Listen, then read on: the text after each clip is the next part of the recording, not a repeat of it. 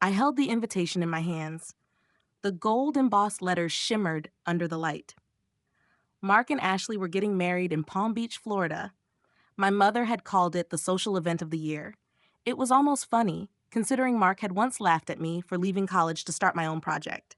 He told everyone I was chasing an illusion. 9 years later, my company was valued at $2.3 billion. But in their eyes, I was still just the one who worked somewhere in IT. At the wedding, they seated me behind the kitchen wall. I sat beside waitstaff on break, next to servers in uniform and catering trays. Ashley saw me and smirked, saying something about how I was used to blending in. I smiled back and stepped outside into the garden. Then I made the call. I told my team to cancel the contract. All of it. $50 million pulled in one quiet move. Inside, I could hear champagne glasses clinking, toasts being made, celebrations echoing through the halls. They didn't know that while they were raising their glasses, their world had already begun to fall apart. And that was only the beginning. I hadn't wanted to go. I told myself I didn't need to be there. But my mother called every day, reminding me how important it was for the family. I understood. I really did. And that's why I went.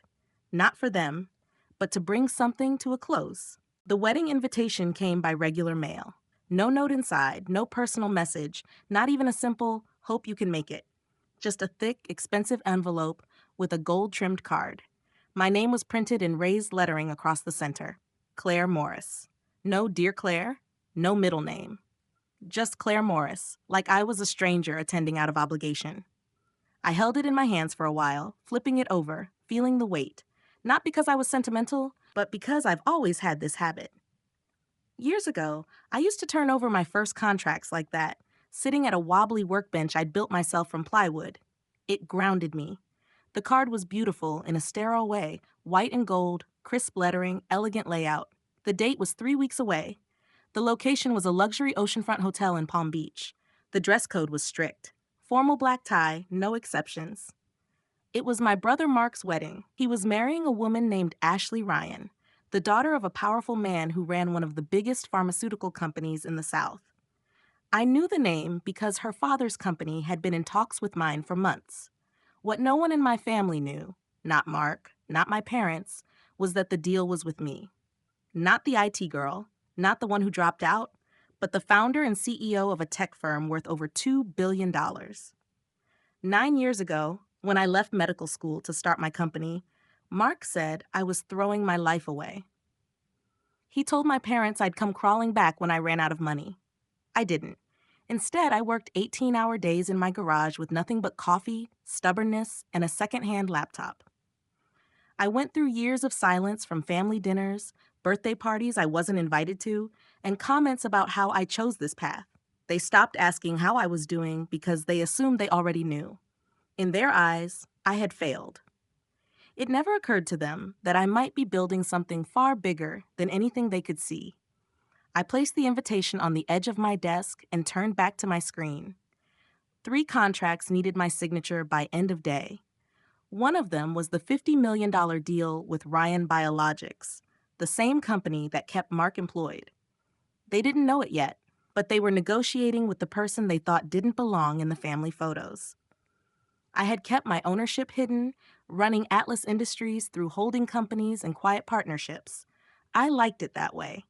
People respected the brand without knowing it was me. But now, I had the choice to make it known. The phone buzzed with a calendar alert. Meeting in 10 minutes with my legal team. I opened the contract file again, reviewed the numbers, and checked for final clauses. Everything was in order. The semiconductor deal was crucial for Ryan Biologics. Without it, their new product line would stall. Delays would cost them millions in lost partnerships, maybe even more in investor confidence. They needed it signed by the end of the week. I had the power to make or break their next quarter. And I hadn't even decided whether I'd attend the wedding yet. I stood up and walked to the window. The city stretched beneath me, glass and steel catching the morning light. My reflection looked back. Black blazer, simple blouse, no makeup, hair pulled back. Efficient. Invisible. That's how they preferred me. But I wasn't invisible anymore. Not to the business world. To my family, I was still just Claire, the girl who didn't finish what she started, the girl who showed up underdressed, the girl they'd rather seat at the back table than admit might have done something right. I thought about not going, about staying here and letting them celebrate without me. But there was a part of me, quiet, steady, that wanted to see their faces. Not out of revenge, not even out of pride. I just wanted to stop pretending. I wanted to walk in and exist fully as myself. No masks, no apologies. And if that meant things fell apart, then maybe they were already broken. That night, I sat at my kitchen table with the invitation in front of me. I didn't call anyone. I didn't need advice. I picked up a pen, turned the card over, and wrote in clear block letters, "Attending." Then I placed it back in its envelope and set it by the door. I knew what I was walking into, but I also knew exactly what I had built. I wasn't the same girl they once ignored, and soon they would know that too. They had no idea what was coming next. I arrived the day before the wedding and checked into a small hotel a few blocks from the venue. It wasn't the one where the rest of the family or guests were staying. I didn't want to run into anyone early or make small talk over breakfast. I preferred to come in quietly, do what I had to do, and leave just as quietly. The air was warm and salty from the ocean, and everything around the hotel looked expensive, polished, and planned. It didn't matter. I'd been in enough luxury hotels during business trips to stop caring about the chandeliers or marble floors. I wasn't here to be impressed. The next morning, I dressed simply. A black dress, clean lines, nothing flashy. The kind of thing no one could criticize, but also the kind of thing they'd forget the moment I walked away. I did my hair the way I always did, tight and out of the way, and didn't bother with jewelry. When I arrived at the venue, everything was just as I expected. Large white tents, valet parking, manicured hedges lining the walkway. People were already inside, laughing and greeting each other like it was a royal affair. I spotted my mother near the entrance. She was wearing a pale blue dress with heavy beading, and her hair was styled so tightly it looked like it might snap. Her eyes scanned me as I approached, stopping briefly at my shoes, my neckline, my bag. She gave a polite smile, one that didn't reach her eyes. Then she stepped forward and fixed the shoulder of my dress like it was her job to correct me. She told me I looked decent, as if that were the highest compliment she could offer. Then she leaned in and said I should try not to draw attention to myself. I didn't respond. I didn't need to. Over her shoulder, I could see my father deep in conversation with Mr. Ryan, the CEO of the pharmaceutical company I was currently negotiating with. He didn't notice me. I didn't expect him to. The check-in table was just inside the entrance. A woman in a cream-colored dress sat behind a long table, flipping through a list of names. I gave her mine, and she paused. Then she smiled in that polite, practiced way I've come to recognize in business meetings, when someone is about to insult you, but wants to make it sound like a favor. She told me that my seat had been moved due to unexpected changes. There was a separate table arranged for special guests, she said. It was set up behind the kitchen partition. A quieter space, she explained, with fewer distractions. I didn't say anything. I didn't need to. Her smile widened, but her eyes stayed cold. I turned and walked toward the garden. My heels clicked against the stone path as I moved past white chairs, gold-trimmed tablecloths, and centerpieces taller than some of the guests. I found a quiet corner near the edge of the property where I could hear the ocean and nothing else. I took out my phone and looked at the signal. 2 bars, just enough. I tapped a contact I hadn't called in weeks and waited. I stared out at the waves while I listened to the ringing. The breeze moved the palm trees in slow circles. Somewhere inside the tent, I could hear music starting and glasses clinking. Everything was perfectly timed, perfectly styled, perfectly false. The guest list was handpicked. The menu was curated. Even the speeches had been reviewed and rehearsed. There wasn't a single thing that hadn't been controlled, except me. That's probably why they put me behind the kitchen wall. If you can't predict someone, hide them. I thought about my brother. Mark had always been the one they believed in. He played the part. Suits, smooth talk, empty promises. He took credit for group projects and called it leadership. He dated the kind of women my mother approved of and worked for companies that made our father proud. He never questioned the rules because the rules always worked in his favor. And now he was marrying into a family that was just like ours, only richer and more practiced at pretending. I thought about Ashley. I'd met her once, briefly. She smiled with her teeth and talked like every sentence had been cleared by a publicist. She didn't remember meeting me. I didn't blame her. I wasn't the sister who showed up in stories or photos. I was the one who sent flowers when no one noticed I was missing. I didn't belong in the spotlight, and they made sure I stayed out of it. But this time, I hadn't come to blend in. I came because I had something they needed, and they didn't even know it. I looked down at my phone again. Still ringing. I waited, steady, quiet, sure of myself. I wasn't here to ask for a seat at their table. I was here to remind them that I had built my own. By the time the call connected, I already knew what I was going to say. I wasn't angry. I wasn't even hurt. I was just done waiting to be acknowledged by people who had written me off years ago. They had made their choice. Now I would make mine. And once I did, there would be no going back. The kitchen area was behind a long white curtain near the back of the venue. It wasn't even a real wall, just a temporary divider to keep the less important parts of the wedding out of sight. Behind it, there were 3 metal folding chairs and a small table with a wrinkled cloth tossed over it. It smelled faintly of garlic and hot oil, and the floor had been covered with a cheap plastic mat to catch spills. The staff from the catering company were sitting down for a quick break. Their white shirts were slightly stained from carrying food trays all morning. They looked surprised to see me walk in, but one of them smiled and offered me a bottle of water. I took it and nodded. Then I sat down next to them like it was the most normal thing in the world. None of them asked who I was. I guess they assumed I was part of the staff, maybe someone from setup or logistics. I didn't correct them. I didn't feel insulted. It almost felt peaceful, sitting in a quiet corner where nobody cared about names or appearances, just people trying to get through a long day of work. I leaned back in the chair and listened to the sounds filtering through the curtain. Applause, laughter, the clinking of glasses. A voice on a microphone started to announce the bride and groom as they entered the main hall. People cheered like they were at a movie premiere. Someone gave a speech next. I couldn't make out every word, but I caught pieces. They called my brother driven, a natural leader, someone who would take the company to new heights. More applause. I sat still and let it all wash over me. None of it hurt anymore. Not really. I had heard these words before at graduations, birthdays, business dinners. The same recycled phrases passed around by people who saw only the surface. Mark had always been good at looking the part, wearing the right suits, saying the right things, marrying the right person. I wasn't angry about it anymore, just tired. I checked my phone. One new message. It was from my legal team. The contract had been officially canceled. The digital signature had gone through. The agreement was dead. Just like that. $50 million pulled off the table.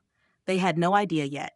In that ballroom, people were still sipping wine, giving speeches, taking selfies under chandeliers, and they had no idea that the deal that could save their next product launch was already gone. I stared at the screen for a few seconds, then locked it and slid it back into my bag. My heart wasn't racing. My hands weren't shaking. I didn't feel any kind of victory.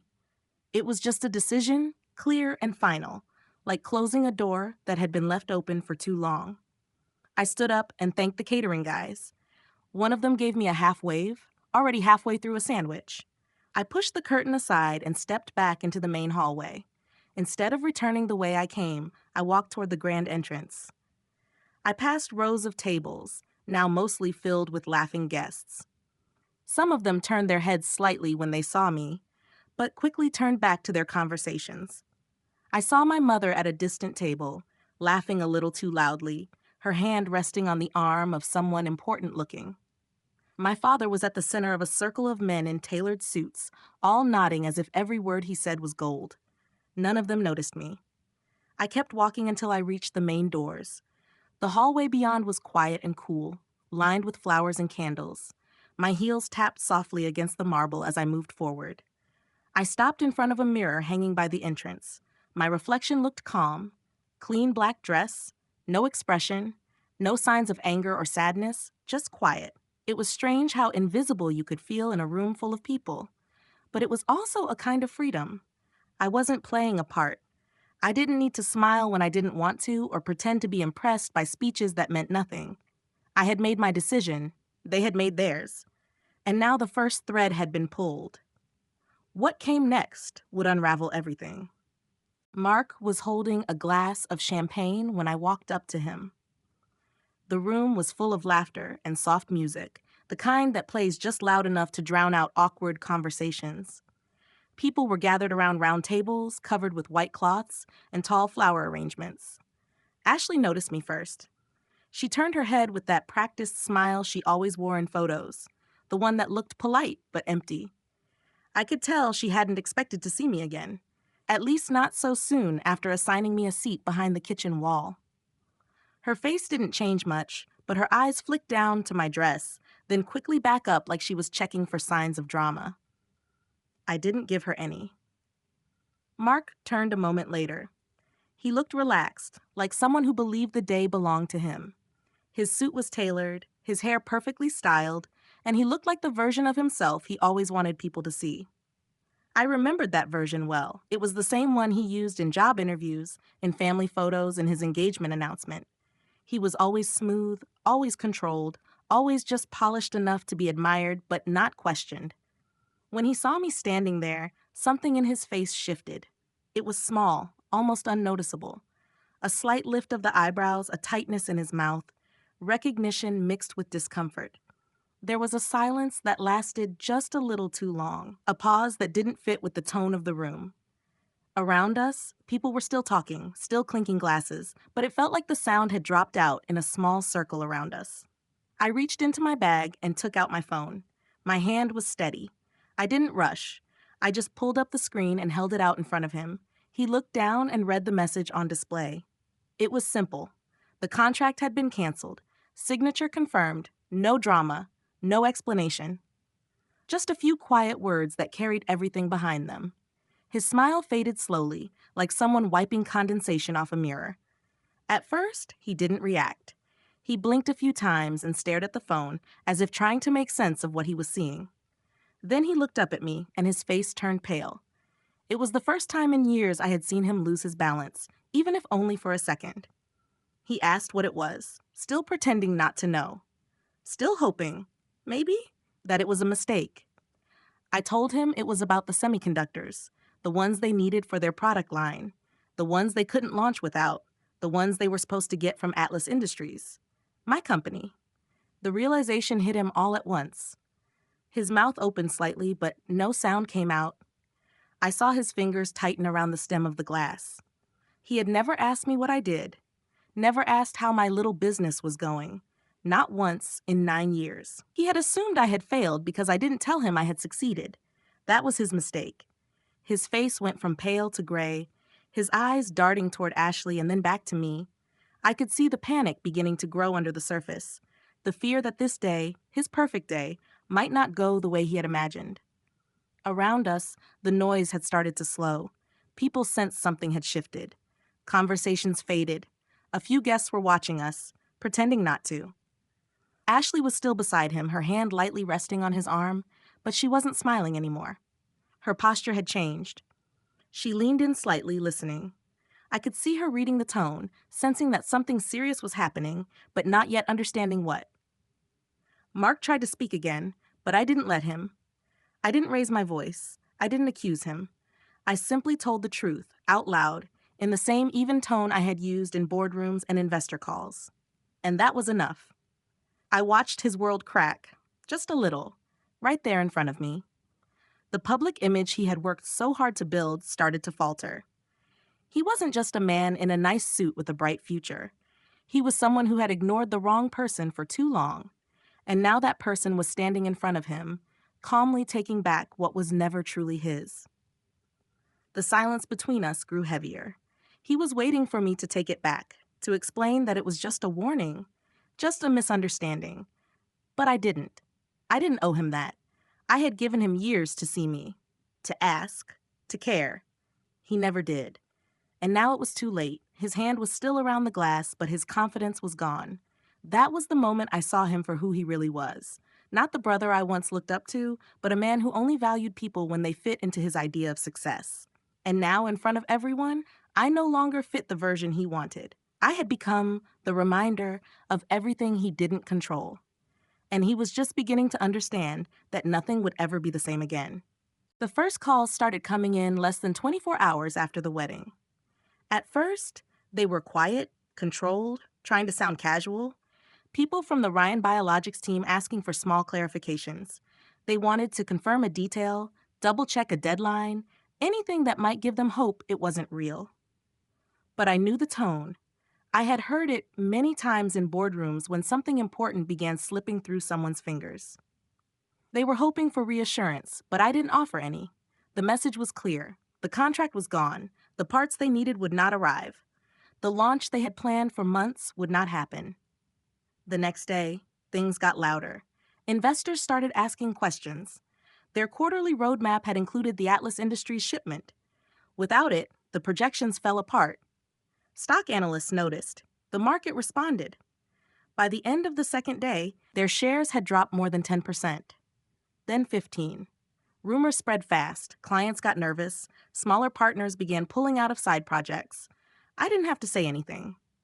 The numbers did it for me. By the third day, a leak made it to the media. Not from my team, but from somewhere inside theirs.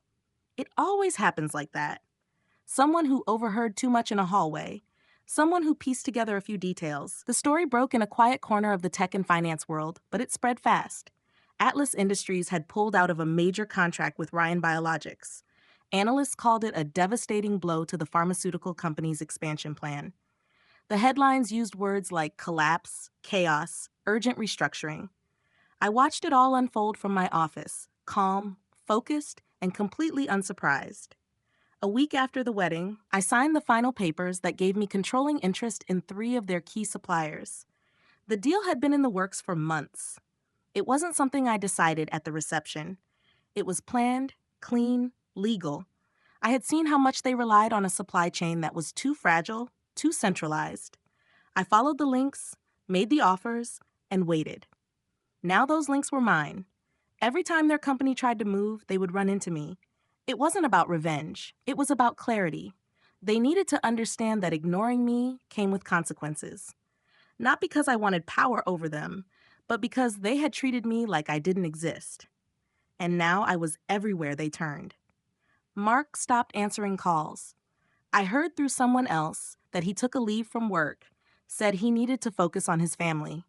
I imagined him at home, going through documents, trying to figure out how everything had slipped away so quickly. I imagined the weight of it hitting him slowly, not all at once, but in waves, like realizing you forgot to lock the door days after the break-in, the kind of mistake you can't undo. My mother called me that evening. She didn't start with pleasantries. Her voice was tight, controlled. She asked what I thought I was doing. She said this wasn't just business, it was family. She reminded me that Mark was my brother, that we were blood. I didn't yell. I didn't even raise my voice. I just told her the truth.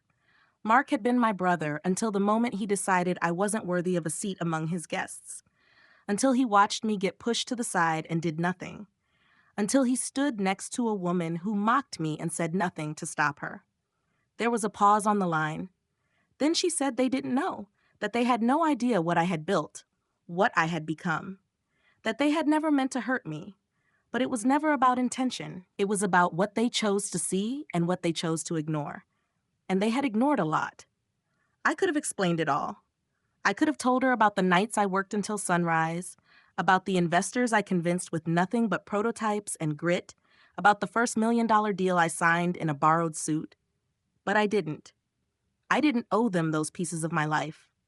They had their chances to ask, to care, and they hadn't taken them. Now they were living in a reality shaped by all the things they refused to see. And the hardest part was, they still had no idea how much more was coming. One morning, about a month after the wedding, I found a letter on my desk. It was printed on heavy white paper, the kind with a soft texture that people use when they want to look important. The envelope had no return address, but the seal was expensive, and the handwriting looked like it had been written by someone else on her behalf. Inside was a carefully worded message from Ashley. The tone was formal, polished, and cold. It said they were sorry, if I had felt excluded. Sorry if I misunderstood the seating arrangements. Sorry if anything had been taken the wrong way. Every sentence was filled with distance. It was not an apology, it was a performance. I read it once and folded it back up. I didn't get angry. I didn't throw it away. I just set it aside because I hadn't felt excluded. I had been excluded. I didn't misunderstand anything. I had seen things exactly as they were. The truth didn't need a polite rewrite. It didn't need soft words or quiet corrections. I didn't want apologies. I wanted people to see what they had done and what they had ignored. And more than that, I wanted them to sit with the weight of it the same way I had for years. A few days later, Mark showed up at my office. I didn't see him come in. He had waited in the lobby until someone told me there was a man downstairs asking to speak with me. When I came down, he was standing near the entrance.